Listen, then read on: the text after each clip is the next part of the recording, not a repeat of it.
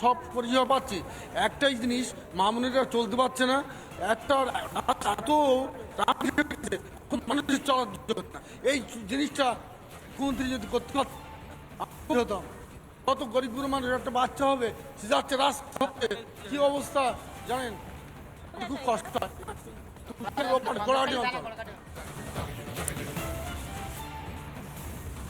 ধন্যবাদ ধন্যবাদ পিঙ্কি। আমরা একবার শুনে নেব রেখা পাত্র, সন্দেশখালী প্রতিবাদী মুখ রেখা পাত্র। রেখা পাত্র কি বলছে শুনবো, এবং পাশাপাশি শুনে নেব জ্যোতির্ময় সিং মাহাতোর বক্তব্য।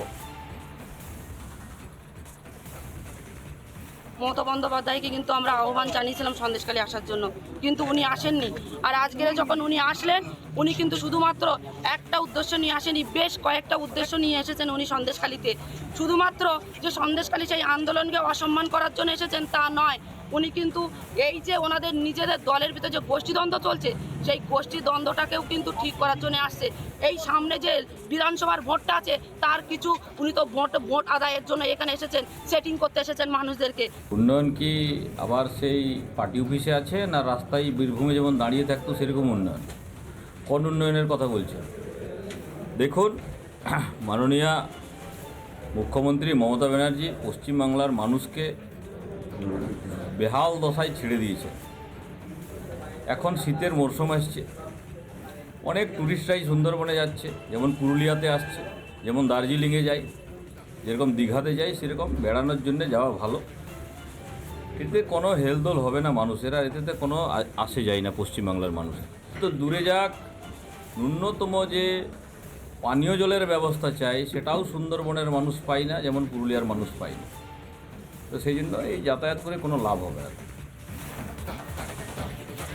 আমরা শুনছিলাম প্রতিক্রিয়া, আরো একবার আপনাদেরকে জানিয়ে রাখতে চাইবো, মমতা বন্দ্যোপাধ্যায় 1 বছর পর মমতা বন্দ্যোপাধ্যায়ের বক্তব্য অনুযায়ী সন্দেশখালীর খবর তিনি 1 সেকেন্ডে পেয়েছেন। আমরা ভাবছিলাম তিনি বোধহয় আসল সত্যিটা জানেন না সন্দেশখালীর, না, তিনি সব সত্যি জানেন। 1 সেকেন্ডে খবর পেয়ে 1 বছর বাদে পৌঁছেছেন, এবং পৌঁছে দুষ্ট লোকেদের যে এক্সিস্টেন্স রয়েছে, অস্তিত্ব রয়েছে, সে কথা স্বীকারও করে নিয়েছেন। আমি আরো একবার পিঙ্কির কাছে চলে যাব। পিঙ্কি, তুমি কথা বলছিলে স্থানীয় বাসিন্দাদের সঙ্গে, তাদের সঙ্গে যদি আরো একবার কথা বলা যায়। বলে গেছেন আগামী দিনে সন্দেশখালী নূতনভাবে সাজছে, এটাই হচ্ছে। শাহজাহান কি মিথ্যে ছিল? শাহজাহানের ঘটনা না, শাহজাহানের কিছু কিছু ঘটনা মিথ্যে, যেটা হচ্ছে জমি আন্দোলনটা ঠিকই আছে, কিন্তু ওই নারীদের থেকে ওই আন্দোলনটা ঠিক নেই। আপনি কোথা থেকে এসছেন? আমরা কোরাকাটি অঞ্চল থেকে আসছি।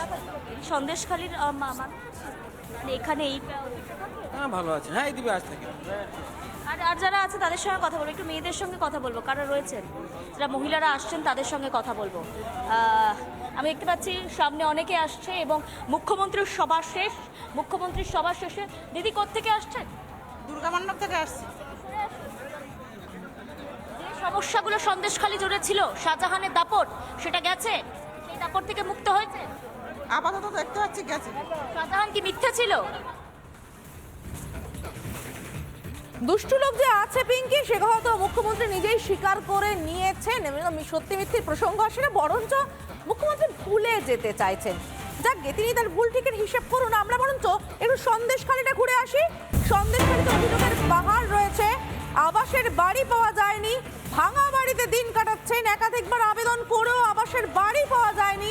ঘুরে দেখলেন আমাদের প্রতিনিধি সন্তু।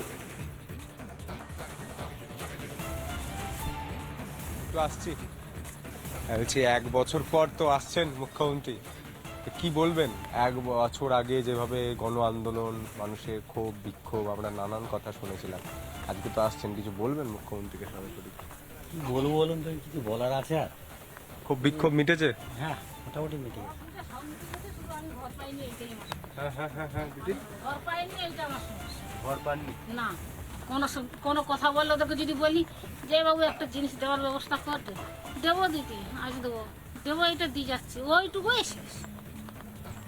বিভিন্ন জায়গায় আমরা দেখি আবাস যোজনার, আমি এখানটা একটু বসি। না না না না, এইভাবেই বসি, এখানটা বসি। আমি বলছি আবাস যোজনার বাড়ি নিয়ে তো নানান অভিযোগও ওঠে, আবাস যোজনার বাড়িতে অ্যাপ্লিকেশন করেছিলেন আপনারা? ও আমি একবার বললাম তো বললো যে হ্যাঁ হবে, না হয়। আজকে সুযোগ পেলে মুখ্যমন্ত্রীকে বলবেন আবাস যোজনার বাড়ির জন্য? গেলে ওখানে ঢুকতে পার তো এখানে যে আন্দোলন হচ্ছিল, যারা আন্দোলন করছিল, যারা বলছিল নারী নিরাপত্তা নেই, তারা ওসব সব ভুল কথা। হ্যাঁ সব ভুল কথা।